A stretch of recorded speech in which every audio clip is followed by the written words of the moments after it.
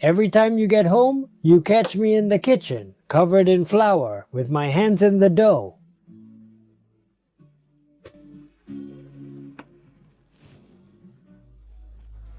Today we're going to save ourselves a good amount of time and hunger. Today we're going to talk about cooking, specifically the kind of cooking you can pull together in under 5 minutes on a boat. Well, or really anywhere at all.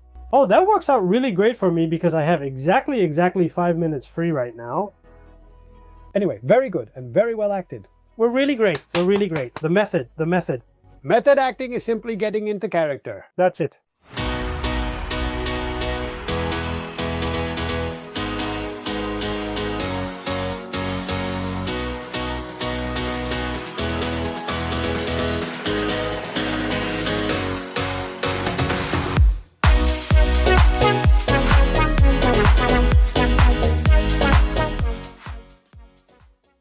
Greetings sailors, and welcome to another new episode of The Low Cost Sailor. In today's episode, we're going to talk about cooking, especially cooking while you're on a boat. Oh, cooking. Yes, cooking. That's exactly what I was hoping for. A really good cooking episode, or maybe even more. Eating really well on a boat while doing very little cooking? Well, not much cooking, more eating. Eat, eat, and eat, because today's episode is about cooking with a microwave on the boat. About pre-cooked dishes, fast food, types of canned goods, and food we can store on the boat even without refrigeration for months or years, and prepare in 5 minutes to put together an improvised menu in any situation basically. And among other things, thanks to the microwave I have on board, a key essential for being able to improvise a quick dish when hunger and time pressure are pressing and you haven't brought anything from home to eat. Well, perfect, just like I told you, because I'm really hungry. This always happens to me.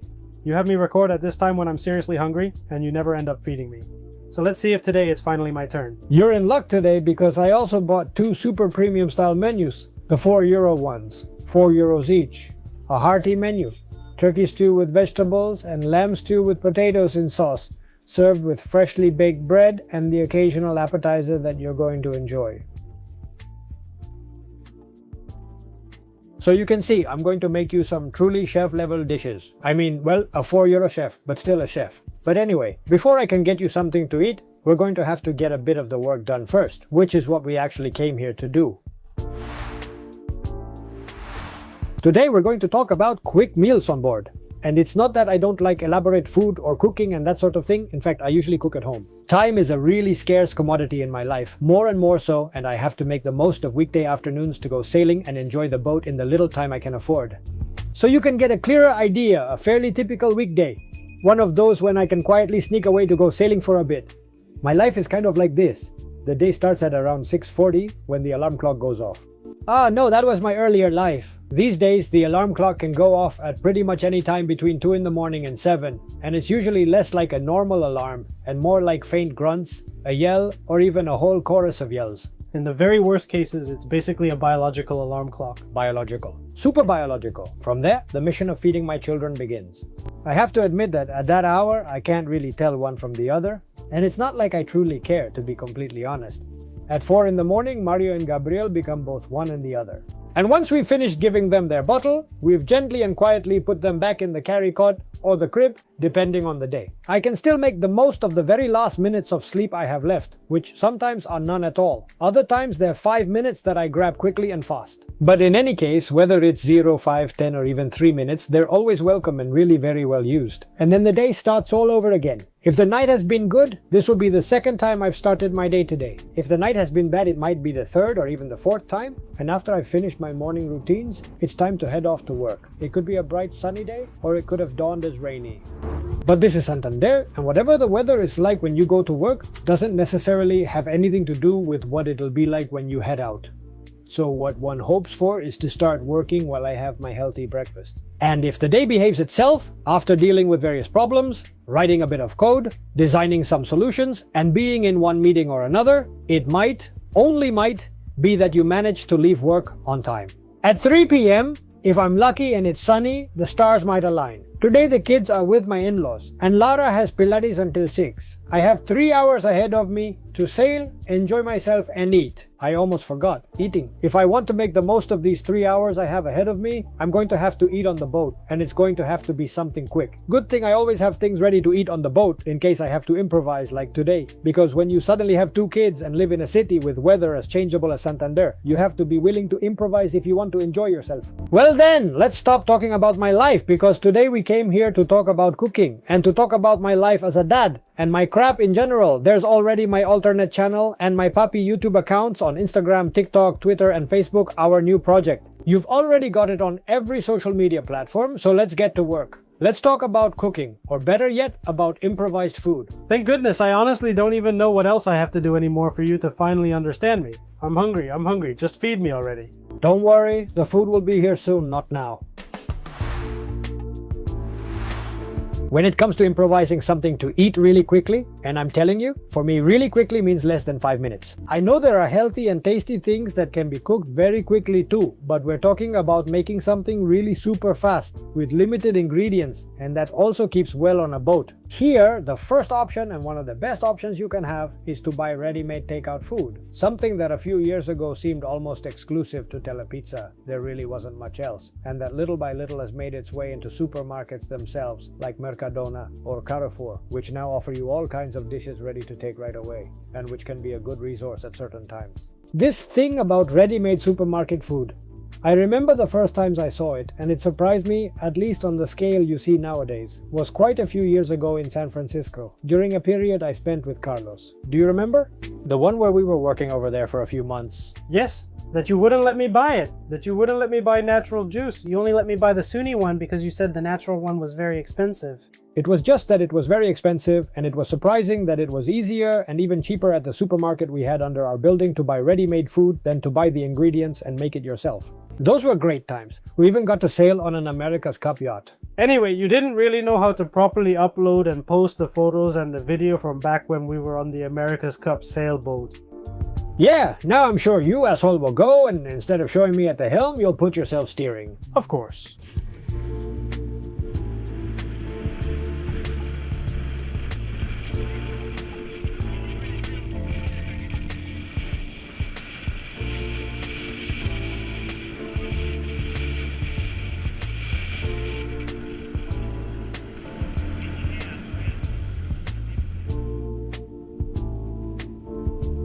Anyway, these days you can see it's something really widespread in supermarkets, and after the pandemic, basically there isn't any place where they don't offer you takeout food. But if we focus on the type of fast food we can find in a supermarket nowadays, we could classify it into the following food groups, like the pyramid. The food pyramid as a general concept? Troy's food pyramid? No, actually Dr. Nick Riviera's food pyramid. Ready-to-go food that they've already cooked for you and give you in a plastic container so you can eat it right away. There are pizzas, lasagnas, sushi, empanadas, croquettes, chicken, potatoes. Basically any food you can imagine. It's like the food your mom gives you in a Tupperware container but less tasty. And it's designed to be eaten the same day. Refrigerated food for you to prepare yourself. These are dishes similar to the previous ones, meant to be kept in the fridge for periods ranging from a week to a month. And there's also a wide variety, usually designed so you can heat them up in the microwave or something similar and eat them, like lasagnas, pastas, hamburgers, potato salad, etc. Traditional canned goods. The classic canned foods you've always known: canned fish, fabada bean stew, cooked stews, vegetables, spaghetti, etc. Food that you can store for several years without needing any refrigeration, and that you can eat with no preparation at all or with very little. This is ideal to keep on the boat and then forget about it, and still be ready to survive even a world war. Basically, or for a zombie apocalypse. Snack junk, nuts, potato chips, mini-cured sausages, Cheetos, things you can generally keep on the boat for a few months, and even if they can take the edge off your hunger for a little while, I'm not entirely sure whether to classify it as food in and of itself. And finally, there are also the newer ready-made and pre-cooked meal products, or even bread itself in protective atmosphere packaging. Dishes that, surprisingly and without any need for refrigeration, promise things like spaghetti carbonara or garlic chicken, or meatballs with vegetables or vegetable medleys. Everything ready to eat in a couple of minutes in the microwave, and that keeps for periods on the order of a full year without refrigeration. And on top of that, some of them say no preservatives. Well then, basically on my improvised sailing outings, I've eaten all of this. Well, also from time to time I've eaten well, but there are some things that have surprised me for actually being good, for what you can expect. So we're going to take a look at the kinds of food items I usually have on my boat.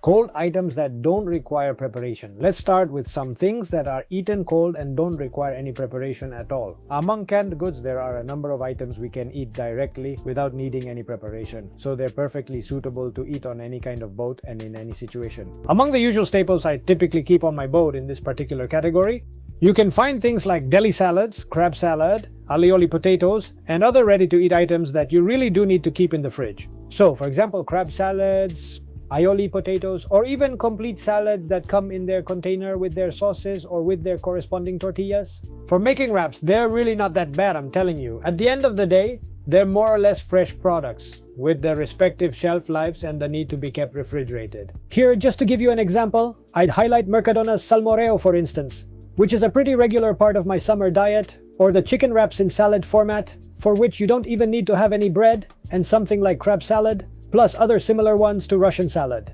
That said, the ready-made potato salads themselves, even though they're refrigerated, are nothing compared to my mom's potato salad, which also on occasion makes it into the fridge on my boat, and that one really is good. Of course, canned food. I really like mussels in their natural brine, for example, or stuffed olives, potato chips, nuts, or the ever-reliable mini-cured meats, which are ideal to go with a bottle of wine when an afternoon of sailing runs long, or you need to have an appetizer with friends on board. By the way, it's surprising there are things like salads, Russian salads, and even potatoes with aioli that keep without refrigeration for about a year, and they're not that bad. And speaking of food that you can eat straight away, without having to prepare it. Wait. You didn't already have all of that here? I mean, you bought it just for the episode? It really won't fit on my table. If you pan the camera out just a little bit, you can see that there are still tons of cans down there. And if you turn around, the pantry cabinet is meant for food, so go ahead and take out a few things, but there's still even more food in there too. Look man, sure, and then you complain about those people who go to the supermarket and take all the sunflower oil, but look man, my god, we're facing a war right now. Go ahead, do it. Well, in the section for food, you can eat directly without cooking, for instance. Here we have plenty of canned goods, razor clams in their natural juices, mussels, sardines, all those classic canned foods, plus mackerel, sardines, salads, basically everything that keeps for long periods of time, shelf-stable Russian salad that doesn't need refrigeration like the ones you mentioned earlier, pasta salad for example, olives, and all that kind of stuff, okay? We could basically classify all of this as stuff you can eat just by opening it, and down it goes, with nothing else needed. Traditional cooking in an oven. If you have a little bit of time, or if you don't have a microwave available, you can always improvise with some of the items we can keep on the boat without them going bad for long periods of time, and put together a fairly decent hot meal, beyond just bringing rice and pasta, which can always be a good side dish, although it does require a certain amount of preparation time. Nowadays we can find things like bread. You can keep par-baked bread on the boat for 2 or 3 months without it going bad and without needing refrigeration, and then warm it up in the oven or the toaster to have freshly baked bread to go along with just about any meal. It's very tasty, but a couple of hours after you make it, it already feels like chewing gum. That's more something to prepare and eat right away. What if you do it again? Have you tried it? Yes, and I heated it in the microwave, so now it's like gum, meaning you can even make bubbles. Is there no turning back? There's no turning back.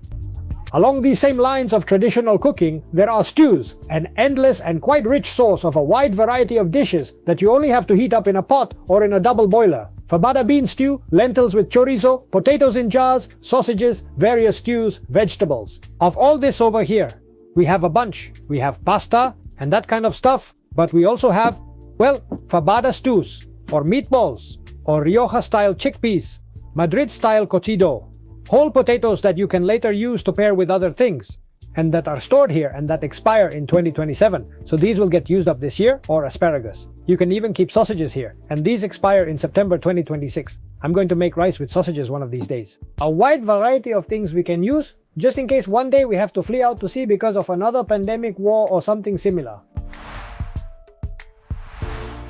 Finally, if we want to eat quickly and hot, the microwave can be our best friend. From surprisingly good refrigerated items like microwave burgers that you can prepare just by putting them in the microwave, and that come with everything included, and there's a pretty wide variety of options at Carrefour, and they've also only recently arrived on the market. Mercadona has surprised me with how decent they are. You can really say you're basically eating something like a slightly reheated McDonald's burger.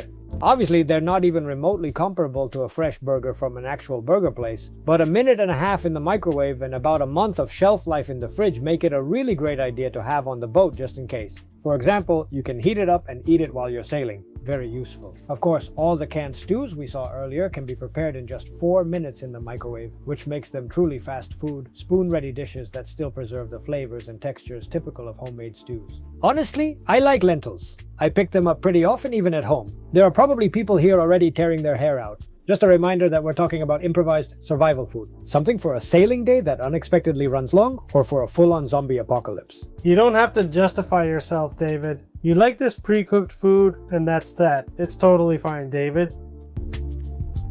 This is like when I used to ask my mother, what's there to eat? And she'd tell me, well, food. What else would there be if not? And I'd say, food, my favorite dish. Well, that's it. That's it. If it's food, I like it. Well, and within microwave cooking, non-refrigerated and pre-cooked, these kinds of dishes have surprised me. Ready-to-eat meals in 2 minutes from established brands like Caratilla. I'm telling you already that nobody is sponsoring us in this video, but if they see us and want to send us some food to try, I'm sure we'd give it a good showing. And we also have store brand ones like Carrefour's.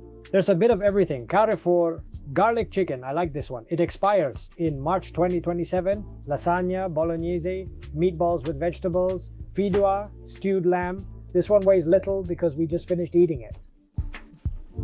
Turkey stew, also very healthy. If you look closely, it has a Nutri-Score of A. And this is because it's very light, it's very light. Well, to really prove it, we're going to do a little tasting of the products from all of this that we've already mentioned. And finally, you're going to go ahead and feed me. Yes, this is exactly where I get to feed you. And it's going to be a canned food menu that's genuinely worthy of a 0 Michelin star restaurant. Well then, let's just see. Where exactly is that food? First, I'm going to make you some freshly baked bread. As it happens, I'd already kneaded it, and on top of that, in 2 varieties because I've got one open here that needs to be used up. Oh, I mean a baguette and a mullet. Yes, but don't worry because I think they're both expired. But by a lot. No, we put them here. You're like a marquis. Today it's my turn for everything. And I'm going to cook for you, and I'm going to leave you very satisfied. I'll tell you one thing, I don't deserve anything less. No, you don't deserve any less, please. Here we're going to prepare you an appetizer while the bread is finishing and things are being set up. So we're going to prepare it here. This is going to go right in the very center of the table. Let's see what you really think about it. Chardonnay, indeed.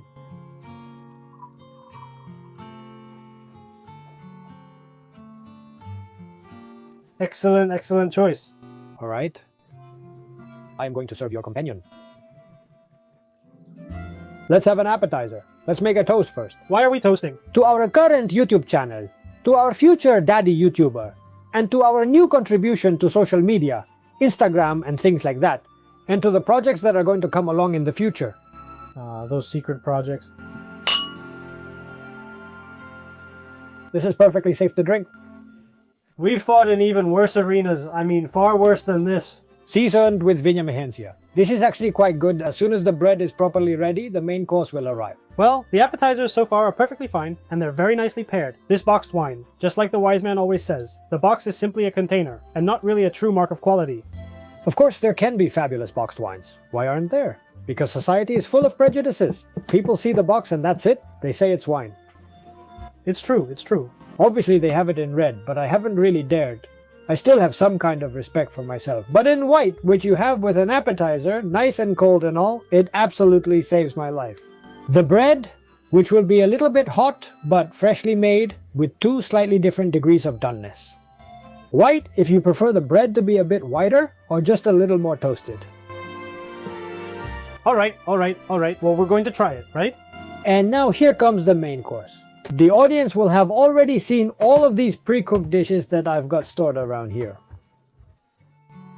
All of these things I could offer you, but I promised you something more gourmet. Let's go ahead and open up the more expensive ones. Lamb and turkey, both of them, yes. Oh my goodness, lamb and turkey. Lamb slowly stewed in a potato-based sauce. It doesn't need refrigeration for storage, just put it in the microwave and heat it for 1 minute. 1 minute at a time. And the turkey stew, heat it for 1 minute and then heat it for another minute. We're going to prepare 2 gourmet-style dishes. The little corner opens up like this.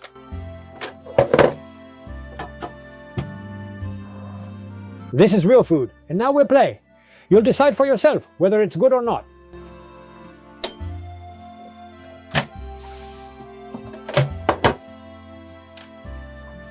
And in the meantime, so nothing gets cold on us before we open it, we're going to put in the next one. It must hardly have any preservatives or anything for sure. All of this is based on the protective atmosphere, not so much on preservatives. Then, if you want, we can read it, but it's not that much about preservatives. I don't know what the protective atmosphere is, but if we all lived in a protective atmosphere, life would be better. Vegetable stew with veggies. Turkey. Turkey. Turkey stew with vegetables.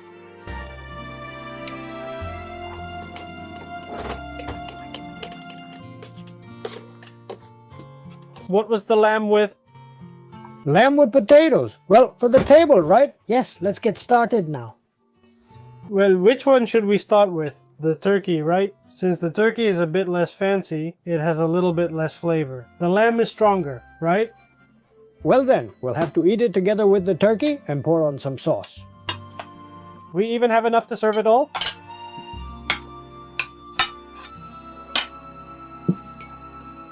It might cool down quickly. It cools down at full speed. It's really good. It definitely tastes like turkey. And the sauce? It looks like sauce. It's fairly tender. It's definitely not awful. I mean... It's better than a sandwich, for example. Well, it depends on what kind of sandwich, of course. Sorry, it's better than a sandwich. Then one of those sandwiches that come in a plastic thing like that to open. That's way better. Completely natural ingredients with absolutely no preservatives, colorings, or additives. There you have it. The real secret behind the protective atmosphere? You're right. And how much does this cost? This is one of the more expensive ones. I think the lamb in this one is about 4 euros. And the turkey as well. There goes the line. The turkey is about 3 bucks. The turkey costs $3. And you'd never tried dishes like these before? I've tried ready-made meals, but the kind you keep in the fridge that are microwavable and all, but of course you have to have a fridge, and that doesn't work for me in the Trastolillo. Well, in the Trastolillo this doesn't work for me either, because I don't have a microwave either. No, but you can, look, Tomas, for example, Tomas Ruiz from Sailing with Tomas Ruiz, he also uses these, and he does it in the frying pan. Then you can bring a camp stove along. The one I think doesn't do any of this. It's Angel Viana. It seems to me that Angel Viana doesn't do much of this. Angel, when I told you pre-cooked meals, yes, I make pre-cooked meals, but the thing is, he pre-cooks them, puts them in Tupperware, saves them, and then... He cooks them, of course. So it's not exactly the same concept. It's stewed lamb with potatoes, and it has a C on the Nutri-Score. That one is yellow. It's not good either, but it's also not terrible. Which one is the worst red rating? There are still 2 levels below worst, right? Let's take just a little bit from here. It's simply that, based on how it looks. It really hasn't filled me up all that much. No, I can see you now. I see you hesitating. Are you hesitating? It's made me feel a little bit uncertain. Let's see. Damn, tastes like lamb. It tastes like lamb. It tastes like lamb. But it's kind of like lamb. It's like canned lamb. It's a little weird, right? It tastes like lamb. Potatoes are potatoes. The potatoes are surprisingly really good. Also, this one, unlike the others, looks like a potato with the skin on. They have real skin, like my grandmother would say. They put products on this, but that's what products are for, right? It's good. It's good. It's totally fine. You can absolutely go ahead and eat it. Well, how is it? It's not bad. Honestly, it's turned out better. I like the turkey more overall, but I definitely give the lamb some genuine credit. It's very good. I like the lamb sauce a bit better overall. The turkey has more vegetable sides, that kind of thing. But the lamb sauce was good, and the lamb potatoes were good. The 2 things were surprisingly good. It's not something delicious, of course. It's a 0 Michelin star. Like the one from Ratatouille, okay? You can go to restaurants where you can eat worse. It seemed like a decent meal to me. Especially to have her on board. I got stuck at the boat ramp and I have to stay for dinner because I have dinner. Yes, at least it's there. And a hot dinner. If you have a microwave? If not, with the hot plate. With the camp stove? Otherwise, with the camp stove. Well, and obviously this isn't the only thing I've tried. On countless occasions I've been able to try, and I've even recorded multiple improvised meals like this.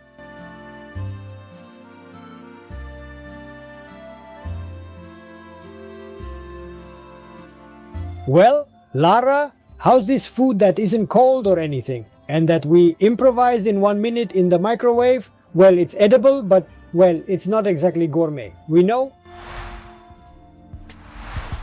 At this point, many of you are probably thinking that my cholesterol must be through the roof, that I'm about to die, and wondering why I eat these things. But look, this is only for exceptional occasions when you really have to improvise. If you head out with enough time, you can spend it cooking on the boat, which is something nice and relaxing. And after all, on a boat like this, you have a kitchen almost like the one at home. So on a boat, there are no restrictions on eating well. In fact, I have a YouTuber friend like Angel Viana from El Bahía de las Islas, who does real wonders on board and shows in many of his videos that you can eat very well by cooking on the boat.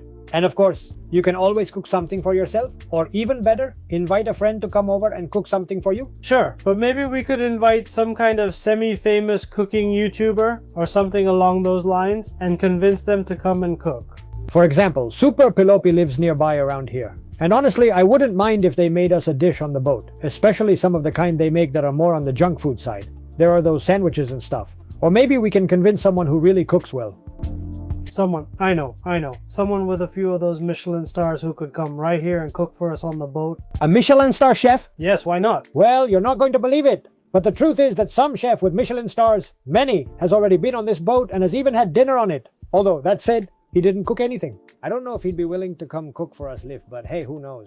Maybe one day we'll do an episode of truly delicious cooking on board, and either we'll cook something properly, learn with a recipe or something, or invite someone to do it. But let's stay focused, because this episode is about cooking, improvisation, and how that improvisation has a purpose. And that purpose is to make the most of and use the time life gives us. Sunny winter days, afternoons after work, mornings fishing with friends, or even when the boat leaves you stranded out at sea, you still have to eat, go out sailing for a bit, or enjoy the peace of eating at Puntal or in some secluded cove. With all the beauty of those wonderfully improvised days when you wake up without any big expectations and end up enjoying a truly amazing day that renews your strength.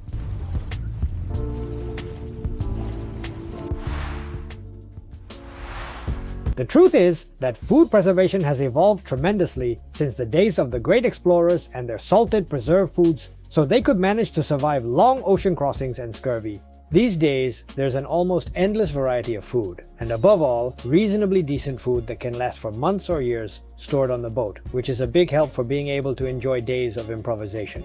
These pre-cooked meals have genuinely surprised me, especially since I've had a microwave on board because, let's be honest, I expected them to taste like absolute crap, but not this good at all. And the first time I tried garlic chicken with potatoes, which was one of my first experiences, it surprised me so much that I've dared to venture into trying all kinds of dishes, even letting Carlos try them, some as elaborate as the ones on the menu I offered Carlos today, which in a way works out really well for us because many days we end up having to come straight from work to record live without eating, and he knows, knowing that there's always something on the boat to take the edge off the hunger, and that it can even be good, really helps make the most of the little free time we have. It wasn't even that bad today, I have to remind you of that. Thank you very much for your attention, sailors. I really hope you enjoyed today's episode. If so, please give us a like, subscribe to the channel, make sure you've hit the bell to receive notifications, and you've got all the links in the video description and on our website, www.thelowcostsailor.com. You can also visit us on our social media, which you already know very well, like Instagram or Facebook or Twitter, but now you can also visit us on the social media of our brand new spin-off, Puppy YouTuber, which we're launching mainly on TikTok. We're going to become TikTok creators and everything. Are you going to dance, Carlos? Well, I actually dance really well. So we'll see it in 2 weeks in a new episode of The Low Cost Sailor, okay? Yeah, I think so.